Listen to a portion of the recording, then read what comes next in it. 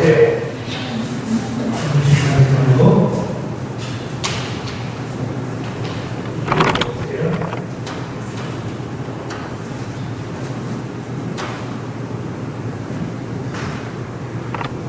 화면을 보면서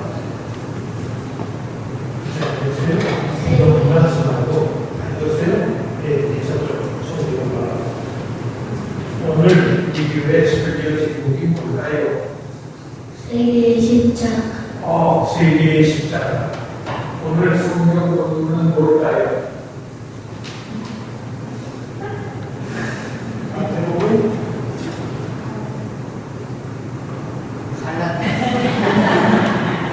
뭐죠? 갈라디아서 6장 18절. 아이고, 갈라디아서 나와요. 갈라디아서. 꼭 기억하세요. 꼭 기억하세요. 근데 십자가라고 해서 근데 십자가가 몇 개 있어요? 세 개가 있어요. 근데 십자가 하면 제일 먼저 생각하는 게 뭐예요? 십자가 뭐가 생각나요? 예수님. 아이고, 예, 맞았어요. 우리 학생, 우리 교회도 그렇지 않는 건 안 돼요. 근데 그것도 알아요. 십자가는 예수님의 생각이 나요. 그렇죠? 근데 예수님이 거기서 어떻게 하셨어요? 춤추셨나? 아니면 뭘 하셨길래 십자가가 예수님 생각이 나요? 엄마 목걸이가 생각이 나요? 예배당에 붙인 십자가가 생각나요? 예수님 생각이 난다고 하는데 왜 예수님 생각이 나요? 예수님이 어떻게 십자가에서 죽으셨나요? 거기서 무슨 일을 하셨나요?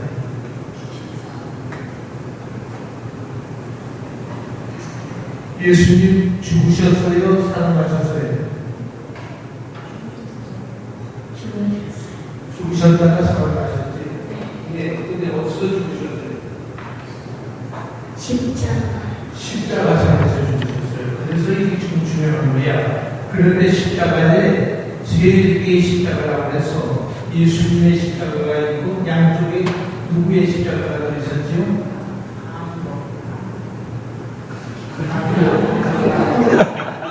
그런데 한 강도는 회개하는 강도고 또 한 강도는 전혀 회개 안 하고 그냥 지옥 가는 거예요. 오늘 세 개의 십자가는 그것을 비유해서 갈라디아서 6장 14절에서 우리 모두에게 세 개의 십자가에 대해 말씀하고 있어요.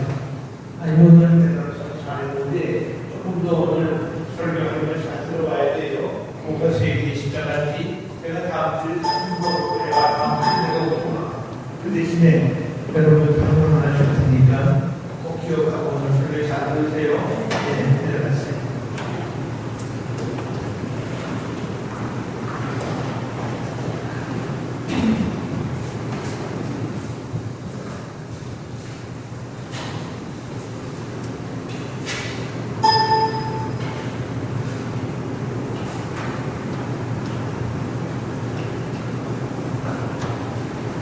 유대인들은 구원을 받으려면 율법을 지켜야 구원을 받는다고 믿었습니다. 모세의 율법을 지켜야 구원을 받는다. 그런데 1세기 때 사도 바울이나 예수님이 사시는 1세기 때에는 할례를 받아야 구원을 얻는다고 믿었습니다. 그런데 아브라함의 자손들이라고 하면서 아브라함의 믿음을 모르고 있어요. 잘 보세요. 할례는 창세기 17장에 나와요. 창세기 17장에 할례가 나와요. 할례가 뭐고 보니 남자의 생식기에 표피를 칼로 베어내는 거예요. 그 당시는 돌로 베어내는 그 할례를 해야 구원을 받는다고 믿었어요. 그게 창세기 17장에 나와요. 그런데 아브라함이 믿음에 하나님을 믿음으로 의롭다 여김을 받았느니라 하는 말은 창세기 15장에 나와요. 그러니까 17장, 15장 어느 것이 앞입니까? 15장이 앞이죠. 그러니까 믿음으로 구원을 받는다고 아브라함에게 분명히 약속을 주셨는데 아브라함의 후손이라고 하는 유대인들은 할례를 받아야 구원을 받는다고 생각을 합니다. 율법은 그로부터 300년이 지난 모세 때로 왔어요.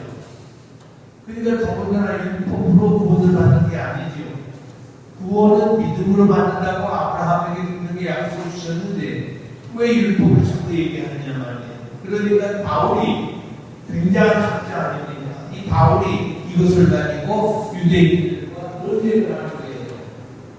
구원은 예수 십자가에 못 박히신 예수 그리스도로 말미암아 구원을 받게 되는 것이지 할례로 혹은 율법으로 구원을 받는 것이 아니다. 분명히 예수 그리스도 십자가에 못 박히신 예수 그리스도를 믿음으로 말미암아 구원을 받는 것이다. 이런 논쟁을 하는 사도 바울이 기독교의 핵심 진리를 선포하고 있어요. 그것이 오늘 우리가 읽은 갈라디아서 6장 14절부터 18절에 있는 말씀에 우리 예수 오래 믿어서 여기 계신 분들 다 오래 믿는 분들이에요. 10년 설교를 들었어도 핵심 진리를 모르면 기독교인이 못 되는 거예요. 우리가 이 진리를 분명히 알아야 돼요. 어린아이들같이 우리가 다 아는 것 같은데 실제로 아무것도 모르고 있단 말이에요. 갈보리 언덕에 세 개의 십자가가 세워진 것을 우리가 알고 있습니다. 그 한가운데 그리스도의 십자가가 세워졌죠. 한편반도 그것은 두 번 죽어야 할 사람. 다시 말해서 우리 인간은 두 번 죽습니다. 어머니 모태로부터 태어나서 육신이 한 번 죽고 둘째 사망이 있다고 했어요. 둘째 사망은 영원에 들어가는 거예요.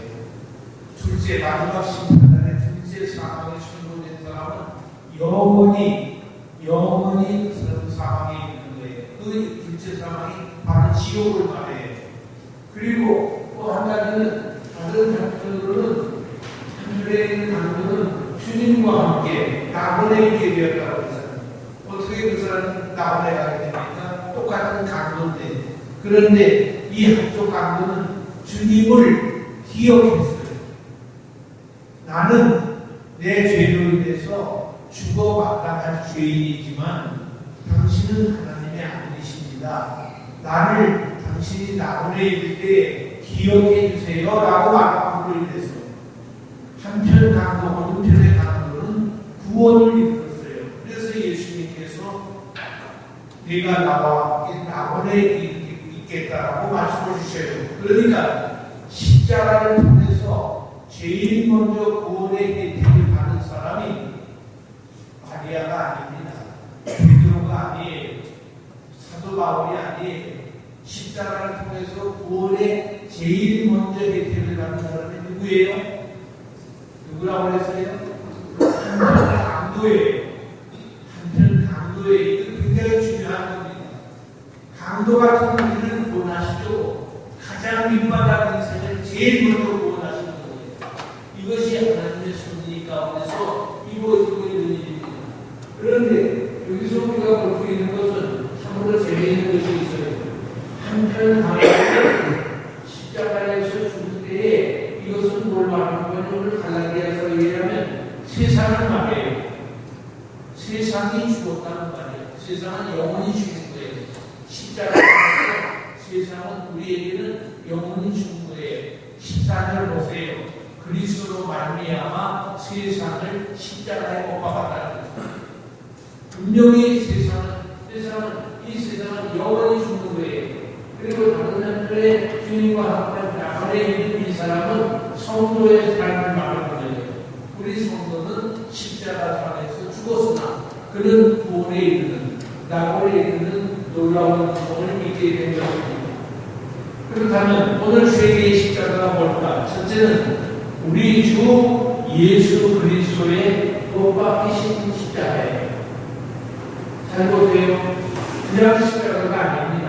그냥 십자가가 아니에요. 여러분 목걸이에 있는 십자가가 아니고 길에서 들고 있는 그런 십자가가 아니에요. 내게는 우리 주 예수 그리스도의 십자가, 그것 외에는 결코 자랑할 것이 없다. 여러분 자랑할 거 많아요. 자랑하라고 하면 여기 나오는 한 시간 이상 자랑할 사람들이 있어요. 그런데 그 자랑은 그건 세상 자랑이고 그건 아무 자랑도 못되고 그리스도 우리 주 예수의 십자가 외에는 자랑할 것이 없다. 굉장히 중요한 말이에요. 이것이 그리스도인이에요. 그리스도인은 예수 믿고 제일 먼저 바뀌는 것이 하나 있잖아요. 그것은 가치관이에요. 가치관이 변하는 거예요. 그 무슨 가치관이 변하는 거 하니 자랑할 만한 가치가 없는 것을 자랑하면 그건 바보지. 그런데 나는 우리 주 예수 그리스도의 십자가 외에는 그것 말고는 자랑할 것이 없습니다. 대단히 좀 송구스러운 말씀입니다만 어떤 분 나이가 60이 됐는데 아직까지도 고등학교 밀트에 파크를 다닌다고요. 그러니까 한 50년 전에 졸업한 학교 파크를 다니면서 그걸 자랑하고 있어요. 뭐 다른 퀄리티가 없으니까 그걸 다른지 모르지만은 아무튼 그건 자랑할 것이 못 되잖아요. 그런데 세상은 너무 잘해요. 그런데 십자가는 죄인을 죽이는 사형틀이에요. 사실은 자랑할 것이 못 돼요. 사형틀을 자랑하는 사람이 어디 있어요? 그런데 십자가는 이 사형틀이 보통 사형틀이 아니라 그냥 총으로 막 쏴주면 쉽잖아요. 칼로 푹 찔러 죽이면 간단한데 이것은 십자가에 못을 박아서 손에 손바닥에 못을 박아서 그 지중이 그것을 받아내리니까 얼마나 아프겠어요. 피와 모든 것이 다 오면서 빠져나가서 1시간에 죽는 것이 아니고 4시간에 죽는 게 아니에요. 하루 종일 걸려서 죽어가요. 이틀 가면서 죽어가요. 3일 동안 죽어가는 사람도 있어요. 이렇게 아주 고통의 고난의 최고의 절정 그것이 십자가예요. 그래서 로마에도 들리지만은 아무나 거기가 죽이진 않아요. 로마 시민은 십자가에 사용하는 법이 없어요. 이 십자가는 로마 사람 외에 다른 사람들을 로마 사람들이 죽이는 사형들입니다. 얼마나 무시무시한 거 아니에요. 이 사형들에 죽은 사람은 본인은 물론이고 가족까지도 부끄러움을 합니다. 가족들이 우리 할아버지, 우리 아버지 십자가에 죽어서 그 말 못해요. 너무 부끄러워서.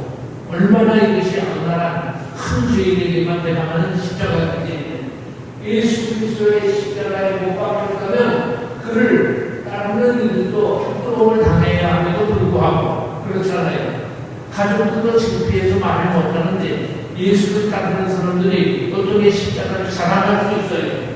오히려 그럼에도 불구하고 사도는 예수 그리스도의 십자가 외에는 자랑할 것이 없다고 말합니다. 여러분 이런 고백하실 수 있겠어요? 나는 십자가 외에 자랑할 것이 없습니다. 정말 그렇게 말할 수 있어요? 그 사람이 그렇게 말할 수 있다면 그 사람은 크리스찬이에요. 그 사람이 크리스찬이에요. 주일날 성경책 읽고 예배당에 왔다 갔다 하는 게 크리스찬이 아니에요. 정말로 주님의 십자가 그것을 나는 자랑하고 나는 그것 외에는 다른 건 없습니다. 내게는 그것이 전부입니다. 할 때에 그 사람이 진정한 크리스찬이라고 그가 자랑한 것은 우리 예수 그리스도의 십자가입니다. 예수의 십자가를 자랑했어요. 예수의 죽음을 자랑한 것도 아니고 예수의 어떤 삶을 자랑한 것이 아니라 예수의 십자가를 자랑했어요. 그 자랑한다는 말은 무슨 말이고 아니 그분 앞에 엎드려 경배하면서 말해요.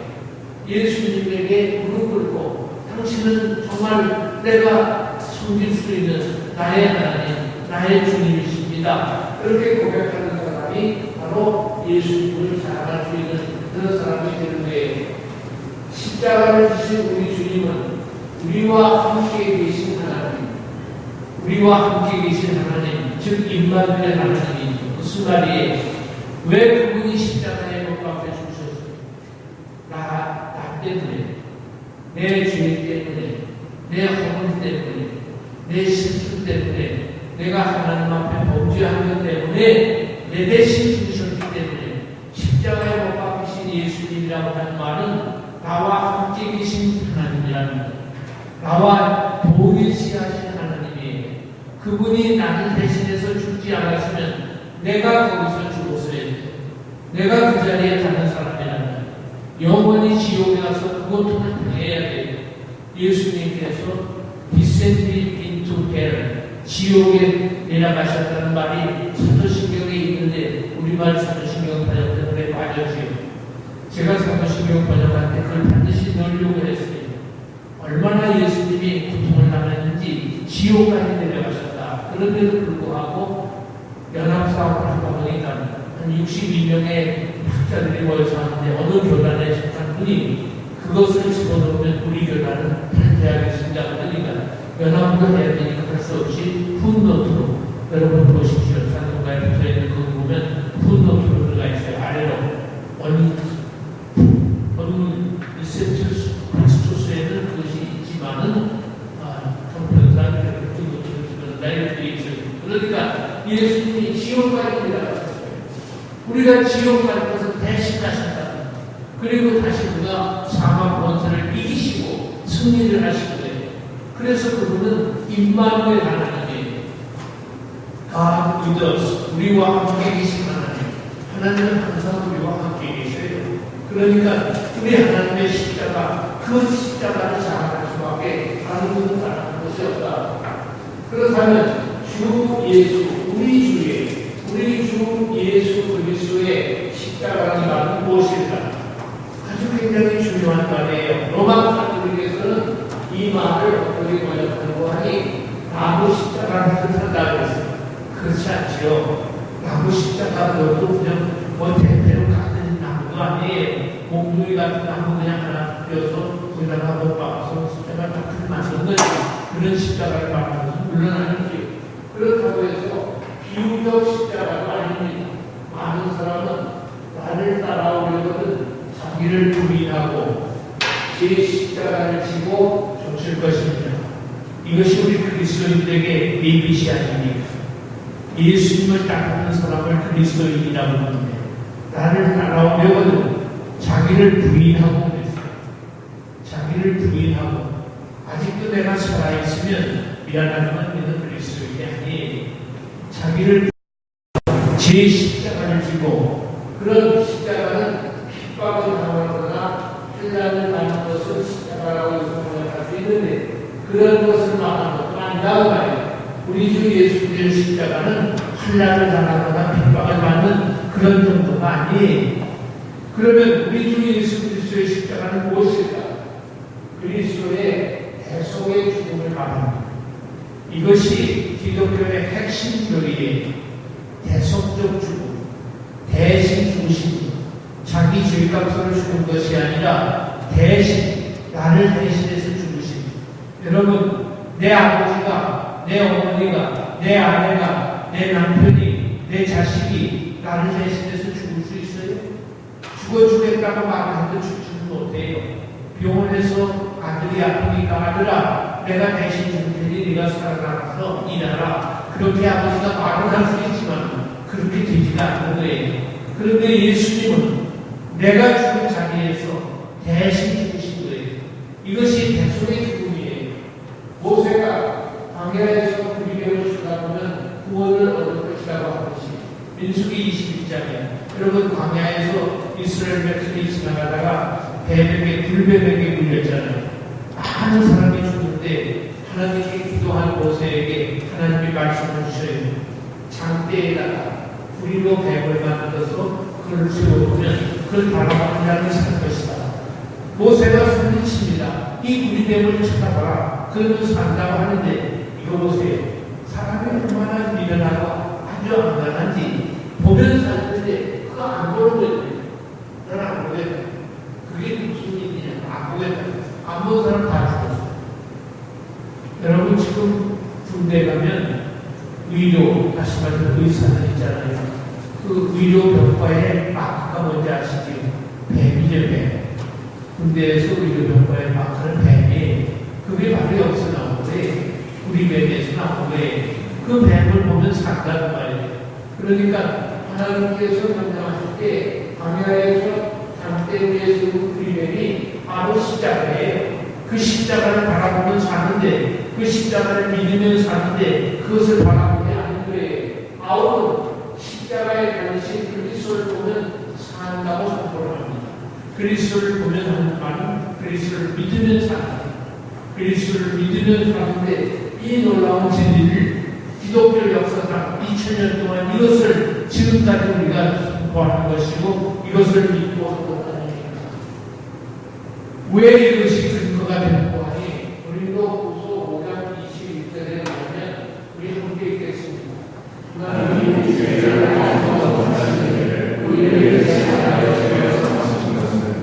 죄를 알지도 못하시는 예수님을 나를 대신하여, 이게 영어 성경에는 for us, for me 그랬는데 이건 나를 위하여가 아니에요.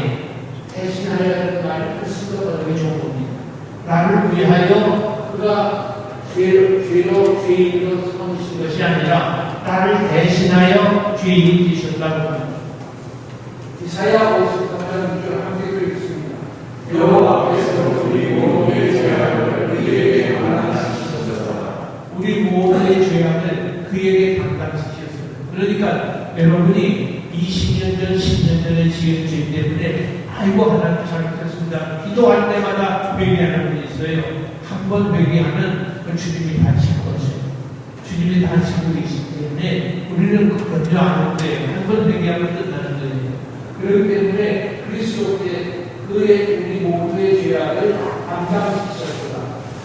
갈라디아 3장 10절에 함께 그리스도께서 우리를 위하여 저주를 받는 바 앞에서 율법의 저주에서 우리를 생각하셨으니 예수님이 저주를 받으셨기 때문에 율법의 저주, 우리가 율법을 다 감당하지 못했기 때문에 우리는 율법의 저주를 알게 된 거예요. 그 저주에서 우리를 속량했다. 속죄를 하시고 우리를 구원하셨다. 속량하셨다. 사람들은 자기가 할 수 없는 것을 하게 된 것을 내심으로 자랑합니다. 내가 가난했지만은 나는 공부를 열심히 해서 오늘날 이렇게 됐습니다. 또 그런가 합니다. 내가 몸이 약하지만 내가 어떻게 해서 지금까지 내가 살고 있습니다. 뭐 이런 속 내심으로 자랑하는 게 있어요. 그런데 여기서 바울이 자랑하는 것은 특별히 죄 문제 해결에 대한 자랑인데 우리에게 있는 죄 문제는 아무도 해결할 수 없는 거예요. 인간 가운데 죄 문제 해결할 사람이 누가 있어요? 돈으로 해결됩니까? 죄 문제가 세상의 권력으로 해결이 됩니까? 죄 문제는 하나님 앞에서 죄의 값은 사망이라 그것 외에는 다른 게 없어요. 그런데 죄 문제를 해결할 수 없는 것을 하나님이 십자가로 해결해 주셨어요. 십자가로 해결해 주셨어요. 어떻게 해결해 주신 거아니? 우리 대신 대속의 제물로 예수께서 죽으심으로 하나님의 사랑과 공의를 동시에 이루셨다. 십자가가 여러분 아시는 대로 크로스 아닙니까? 이 말은 하나님의 공의와 사랑을 말합니다. 하나님의 의와 사랑이 함께 나온 것이 십자가예요. 다시 말해서 어떤 나라의 왕이 법을 만들어서요. 이 법을 깨뜨리는 놈은 두 눈을 뽑아버리겠다. 두 눈을 뽑아버린다는 명령을 내렸어요. 그런데 한 사람이 법을 제일 먼저 보냈습니다. 그게 누구 아니면 그 나라의 왕자예요. 어쩌면 좋아요. 왕자가 두 눈을 뽑히면 그 왕자는 장차이 나라 왕이 될 사람인데 어떻게 하면 좋습니까? 그러니까 그래도 왕이 자기가 하는 것을 지키기 위해서 왕자의 눈 하나를 먼저 뽑았습니다. 두 번째 눈을 뽑으려고 할 때 잠깐만 그 사람이 이 나라 왕이 될 사람인데 두 눈을 다 못 보면 어떻게 왕을 하겠나? 그 눈 대신 내 눈을 하나 뽑으면 안 됩니다. 아버지 왕이 자기 눈을 뽑자 보니까 온 신하들이 엎드려서 항복하게 우리가 여기 오니 제발 그 이름을 보내주십시오. 이제 그는 뽑지 않겠습니다. 예수님께서 날 대신해서 십자가에 못 박혀 죽으시고 저주를 받으시는데 우리 대신, 이 중요한 말에 우리 대신 대속의 제물로 죽으심으로 하나님의 사랑과 공의를 동시에 이루었다. 왕의 명령, 의를 이루었고 아버지로서의 사랑을 또 이루었다. 그것이 바로 십자가예요. 사랑은 의와 공의, 공의와 사랑이 여기에서 동시에 나타나는 이것이 하나님의 힘이고 하나님의 지혜고 그래서 십자가를 지혜라고 하는 것입니다. 십자가는 하나님의 지혜예요. 그리고 우리도 하나님의 사랑과 공의를 나타내는 우리 주 예수 그리스도의 십자가를 사랑해야 합니다. 어떻게 사랑하면 의가 없잖아요. 의가 없으면 사랑이 깨져요. 그런데 사랑과 의가 함께 나오기 때문에 하나님께서 이렇게 놀라운 지혜를 보여줬기 때문에 우리도 그 지혜를 우리가 자랑해야 된다. 이 십자가의 지혜를 자랑해야 된다. 우리 주 예수 그리스도의 십자가는 우리 죄를 없애주기 때문에 자랑해야 돼요. 여러분, 빚을 진 사람이 빚을 다음과 중간해주면 그 고마워서 말할 수가 있나요? 말하면 좀 나쁜 놈이죠. 근데 내 죄값을 다 치러버렸단 말이에요. 그러니 사랑해야 돼요. 더 이상 죄의 짐이 우리를 짓누르지 못할 것이므로 사랑해야 돼요. 더 이상 죄가 나를 누를 수가 없어요. 이미 죄는 저 바다에 던지는 바 되었다고 기억도 안 하신다고 했어요. 여러분이 지은 죄, 나만이 하는 죄가 있잖아요. 남편도 모르고 이웃도 모르는데 나만이 하는 하나님만 아는 죄, 그것조차도 하나님께서 기억도 안 하신다. 그러니 이 얼마나 놀라운 일입니까? 우리를 죽음에서 생명해요. 굉장히 중요한 말이에요. 사실은 우리는 허물과 죄로 죽었던 우리라고 했잖아요. 그러니까 죽었던 우리를 생명해요. 어둠에서 광명해요. 이 세상에 달빛, 햇빛, 또이 전기불, 모든 걸 다 가버리는 깜깜한 어둠인데, 지옥인데, 그 어둠에서 광명으로 우리를 이끌어내셨고, 지옥에서, 천국에서, 저주에서 축복을 받게 한 이 십자가만 나는 자랑할 것이다. 당연한 거 아닙니까? 그런데 이것 외에 내가 무엇을 자랑할 수 있겠는가? 나는 이 십자가만 자랑하겠다. 그리고 무엇보다도 여기 두 번째 십자가가 뭐입니까? 우리 주 예수 그리스도의 십자가가 이번에는 십자가에 못 박힌 세상이에요. 세상을 십자가에 못을 박았습니다. 세상을 죽여버렸다. 세상이 십자가에 못 박혀서 오늘 십자가를 잘 보세요. 중반에 보면 그리스도로 말미암아라는 말이 나오는데 그리스도로 말미암아 세상이 나를 대하여 십자가에 못 박았다.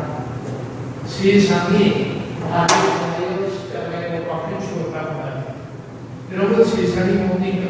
세상이 이미 죽은 세상에 그거 하나도 흠모할 것이 못돼. 그거 하나도 자랑할 것이 못돼. 그리워할 것이 아닙니다. 그 세상은 이미 죽은 세상이에요. 왜? 그리스도로 말미암아. 그리스도로 말미암아 세상이 죽었다. 잘 보세요. 세상이 중범자처럼 큰 죄를 지은 사람처럼 저주를 받고 십자가에 죽었다는 뜻입니다. 이것이 크리스찬이에요. 우리 그리스도인들이 지금 예수를 믿는다고 하면서 세상을 아직도 흠모해요. 세상을 너무너무 좋아하고 세상을 너무너무 사랑하고 세상을 너무너무 그리워합니다. 아니에요. 세상은 그리스도로 말미암아 이미 나를 대하여는 내게는 죽은 것이 되는 거예요. 그런 가치관을 가진 것이 크리스찬이에요. 그런데 미안합니다만 요즘 한국교회가 기복신앙이 아주 편지잖아요. 무당신앙이에요. 기복신앙은 샤머니즘이에요. 무당 정도가 돼가지고 예수 믿기는 세상적 복을 받는다고 자꾸만 가르칩니다. 그런데 세상적 복은 그건 복의 찌꺼기지 그 복이 복이 아니잖아요. 우리는 그런 세상을 십자가에 못 박아야 돼. 죽여야 돼. 그래서 세상을 여기 잘 보세요. 남을 이기기 위해서 남을 죽입니다. 여론에 따라서 하나님 없다고 말을 해요. 신문 혹은 어디 라디오 TV에 말만 나오면 정치도 막 바뀌고 엎어지고 나도 있지 않습니까? 이런 세상은 사도 바울에게는 죽은 세상이에요. 그건 아무 가치가 없어요. 죽은 것이 무슨 가치가 있습니까? 세상이 정말 내게 주었습니까? 여러분, 세상이 죽은 거예요. 여러분에게는 세상은 가치가 없어요. 그건 아무 의미가 없는 거예요. 로마의 어느 극장에서 기독교인을 사자에게 시키게 하면서 즐기는 세상은 저주를 받고 십자가에 못 박아 죽었다. 원형 극장에서 사자를 내서 기독교인을 잡아놓고 물어뜯어 죽이게 하지 않습니까? 그런 세상 무섭지가 않다 이거죠. 사도 바울은 그런 세상을 무서워할 리가 없어요. 왜? 그 세상은 이미 나에 대하여는 죽은 것이다. 십자가에 못 박았다. 그러니까 여기 중요한 것입니다. 그렇다면 오늘 우리 사회는 어떤가?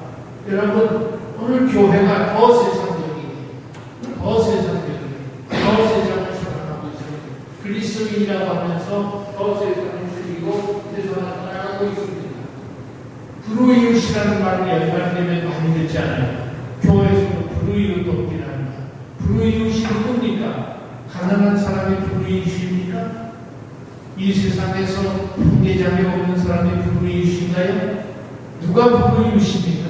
불우이웃은 가난한 사람도 아니고 세속인과 세상과 나는 간도 없고 구속한 주만 보이더라. 여기 이 세상은 다시 말해서 세속에 속한 사람을 말하는데 이 세속에 속한 사람들이 장차 망할 사람들이니까 이게 불우이웃이에요. 예수 밖에 있는 사람들이 불우이웃이에요. 그러니까 우리가 구제를 해도 그런 사람에게 전도하기 위해서 구제하는 것이 가난하니까 구제하는 게 아니에요. 우리 그리스도인들은 이것까지도 분명히 해야 돼요. 가난한 자와 부자의 장례식을 비교해 보세요. 그럼 장례식 어마어마하게 하고 가난한 사람 그저 저녁되기에만 막아가지고 집어다가 갖다 세워버렸다고 그게 필요한 건가요? 아니잖아요. 그 다음 세계로 어디로 가느냐가 중요한 거죠. 그렇기 때문에 누가 필요한지 분명히 알아야 돼요. 아무도 자기를 위하여 사는 자가 없고 로마서에서 사도 바울이 우리에게 준 말씀이 아무도 자기를 위하여 사는 자가 없고 사랑으로 주를 위하여 죽어도 주를 위하여 죽나니 사나 죽으나 우리가 주의 것이다. 우리가 주님을 위하여 사는 것인데 다시 말해서 하나님의 영광을 위해서 사는 것이 인생이라고 세상을 십자가에 못 박고 사도 바울처럼 이 세상을 사는 것이 그것이 그리스도인이에요. 너무 세상을 좋아하지 마세요. 너무 세상을 추구하지 마세요. 그것은 이미 우리에게 갈라디아서 6장 14절에 세상은 이미 우리에 대하여 죽은 거예요. 그것이 두 번째 십자가예요. 그리고 나는 세상이 추구하는 어떤 것에 노예가 되지 않는다는 뜻입니다. 세상이 좋아하는 어떤 것에 노예가 되지 않아요. 무슨 말이고 하니 이 세상에 금은 있잖아요. 금은 어떤 금은이 있습니까? 자기를 사랑하는 사람이 이 세상에서 사랑도 받는다. 뭐 이런 얘기. 그건 인간이 만들어낸 금은들, 그런 사상들, 세속주의나 인본주의나 상대주의나 물질주의와 같은 것 이런 것에 매여 있거나 혹은 미소, 위협에도 지배되지 않고 어떤 사람이 나를 간사하게 모든 걸 도와주라고 하면서 나를 끌고 가고 유혹해도 내가 동하지 않는 거예요. 그리고 위협을 내게 가한다 하더라도 나는 거기에 지배를 받지 않습니다. 그런 말은 무슨 말이고 하니 세상은 내게 있어서 주인도 아니고 나는 세상의 노예도 아니다. 나는 세상을 이미 죽였기 때문에 나에 대하여는 세상은 죽은 것이기 때문에 세상의 노예가 될 수도 없고 그렇다고 해서 세상의 주인으로 할 이유도 없다. 이것이 세상에 대하여 죽은 십자가를 말합니다. 로마의 경제나 영국의 왕이 만일 거짓말에게 불려한 것은 종교를 주라고 운용한다 할지라도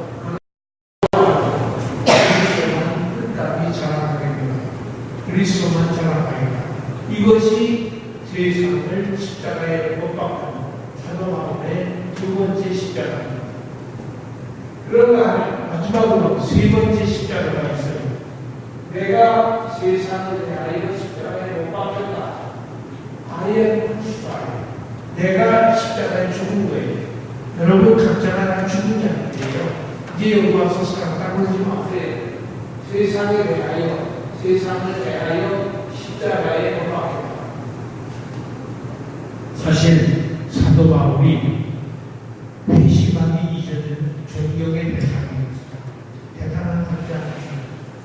많은 사람들이 바울을 존경했습니다. 그런데 그가 그리스도를 주로 고백하는 이후에는 어리석은 자, 애교자 이런 악인이 지켜서 저주받는 사람이 되고 말합니다. 전에는 유능한 자였지만 지금은 아무것도 아닙니다. 그가 심한 오해 속에서 자신의 십자가에 못 박혀 저주받아 죽은 자라고 이미 말을 하고 있습니다. 우리는 다 십자가에 못 박혀 죽은 자예요. 이와 같이 핍박과 환난은 사도바울에게만 있는 것이 아니라 오늘날 성도들 혹은 어리석은 자로 말하고 있는 우리 그리스도인들, 우리 선자로 조롱을 하고 있는 오늘의 신자들이 바로 십자가에 죽은 자들이에요. 여러분, 이 세상은 세상도 죽고 나도 죽고 오직 그리스도 십자가에 못 박히신 그리스도만 사는 그것이 신자들. 아직도 내가 살아있으면 되겠어요? 이번에 우리 성김의 교회에서 목사님을 존경하게 되지 않습니다. 목사님을 존경하기 위해서 기도하는 중에 제일 먼저 염려가 생깁니다. 우리 교회는 사택이 없잖아요. 예배당도 없지만 사택도 없고, 사택만 없는 게 아니라 요즘 자동차 없이 어떻게 삽니까? 자동차도 없어요. 교회도 몇 명 안 돼요. 근데 어떻게 우리가 맛있게 달다 쓰다 하면서 좋은 목사 모실 수 있겠어요? 기도를 합니다. 한 달 동안 전해놓고 말도 안 하고 기도만 하라고 했습니다. 기도한 후에 목사님 두 분을 일단 설교해라. 그 설교할 때도 다음 우리 담임 목사가 될 것이라는 말은 기쁨도 안 해주고 와서 주일 설교를 해달라는 질문이 올라왔어요. 설교 끝난 다음에 제가 그분들을 각각 만났습니다.